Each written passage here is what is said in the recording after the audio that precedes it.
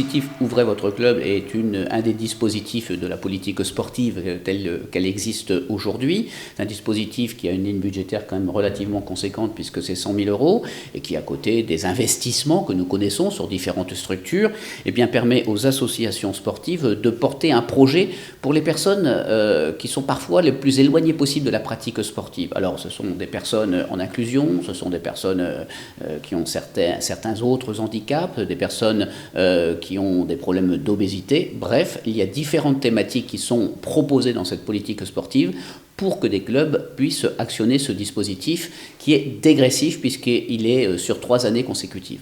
Alors, est-ce que ça veut dire que les élus de la majorité à laquelle vous appartenez considèrent qu'un club sportif a aussi un rôle en termes de cohésion sociale ?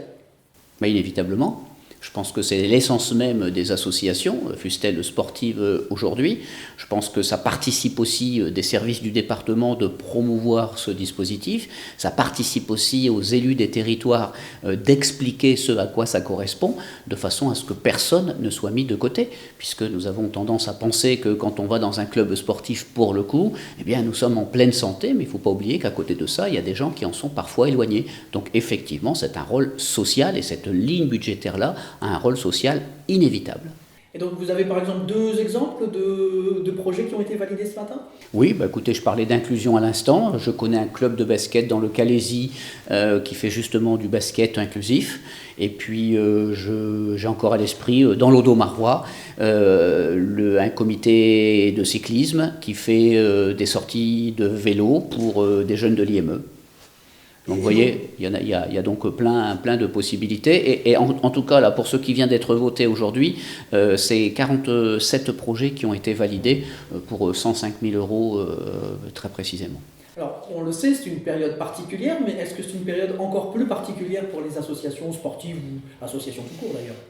Oui, je pense que le contexte sanitaire que nous venons de vivre ces derniers mois nous a amené à regarder comment nous pouvions accompagner favorablement, et en tout cas pour leur permettre de sortir la tête de l'eau, puisque on sait aussi, vous savez qu'il y a certaines associations qui ont perdu jusqu'à 80% de leurs licenciés. Et donc on a sorti un dispositif qui était Passeport 62, qui a permis aussi donc aux collégiens de 6e et de 5e pour cette première mouture, eh bien, d'avoir un accompagnement financier donc de 15 € pour reprendre une licence dans un club sportif. Et je peux vous dire, pour avoir croisé un président d'association ce week-end, samedi matin pour être très précis, qu'il me disait que le dispositif était très intéressant et qu'il était abouti, puisque cette personne me disait que pour les 62 tickets qu'ils avaient retournés, ils avaient déjà reçu association le financement de la part du département. Donc je pense que c'est véritablement quelque chose qui est intéressant.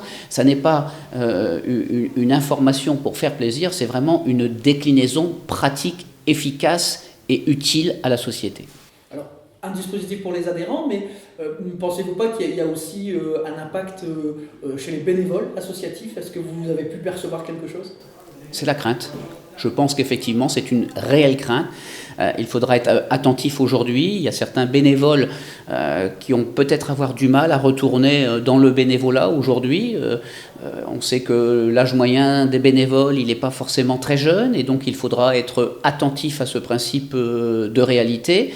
Mais je pense qu'il y a aussi des dispositifs que les autres collectivités, les mairies, les intercommunalités peuvent avoir, comme participer au financement du bénévolat, parce que je pense qu'il faut avoir vraiment à l'esprit que ça doit perdurer, que nos territoires doivent continuer d'être animés, et qu'il va bien falloir trouver des solutions, parce que certaines manifestations requièrent un nombre de bénévoles qui est très conséquent. Je veux, pour exemple, les manifestations type course cyclisme, triathlon, duathlon. Vous savez, quand on a déjà des circuits qui font entre 10, 20, 30 km, eh bien, c'est quasiment parfois une centaine de bénévoles qui sont nécessaires. Et aujourd'hui, c'est parfois le chemin de croix pour les trouver, parce que en plus, il faut que ces bénévoles aient tous le permis. Et donc ça, c'est une autre réalité. Donc je pense qu'il y a manifestement des réflexions à avoir sur ce sujet-là, qui est un sujet prégnant, y compris pour le maintien de certaines manifestations sportives dans nos territoires.